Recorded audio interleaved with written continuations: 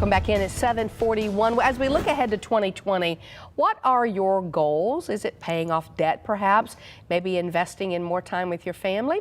Whatever it is, you do need to have a game plan for getting those goals to making them come true. Stewart Welch is from the Welch Group, Mayor of Mountain Brook 2, here with us this morning to talk about that. Good morning. Good morning, Janice. So planning is important in everything that you do, right? I think so. You know, some people say, oh, goals, that's so boring. Yeah. Does it really matter? And I say, well, most people don't set them and they tend to get by. But I can tell you, most people that really excel, they are goal setters and they are focused on creating their own destiny. And the way you do that is you set goals on areas that are really important to you. Because setting the goals just gives you something to look forward to? If you don't, life kind of happens to you. So you want to make sure you're happening to life. Okay, I like that. I like that. All right, you say keep it simple, but write one goal for each three most important areas of your life: financial, physical, family.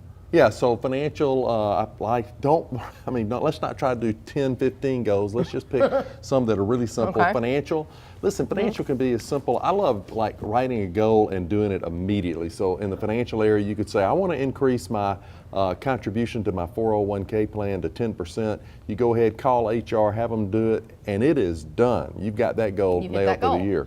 Okay. And you get into the physical or your health. Again, you can keep it simple. It doesn't have to be a whole year goal. It might be kind of a short-term goal. So I have a short-term goal. I gained some weight over the holidays. And I said, I'm going to lose 12 pounds of body fat over a pound a week. That's not too hard to do. So determined. Yeah, and I'm going to do it over the next 12 weeks. So again, that's not a whole year goal. It's just kind of a fast start goal.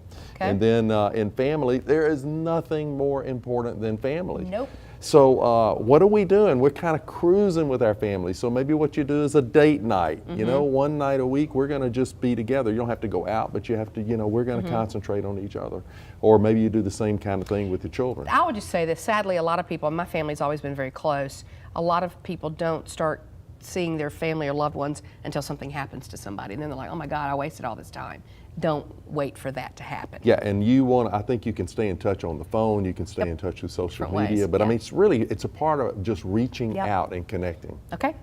So let's see, we talked about, once you're going to keep it simple, but you need a written plan. Okay. Again, I want to keep it pretty simple. And then here's where people begin to trip up is under the execution. So they'll start out, most goals are more of a marathon than a sprint. More marathon than a sprint. Most people are sprinters, not marathoners. So it's really important to stick with it. It takes about 30 days to establish a new habit. All of us start out great and then some of us fall back. So I say 60 days, one might be health. After dinner, I'm going to take a walk around the block with my spouse. Okay. And you make a habit of it. And then you want to monitor your results. So I keep 3x5 business cards. You can plug it into your calendar and I just check it and make sure I'm doing the way I'm supposed to do it. I love it, the old-fashioned way, 3x5 business cards. It works for me. It's an easy way. It works for me. All right, Stewart Welch, good to see you. Thank you. Happy New Year. Happy New Year to you. All right, up next tomorrow.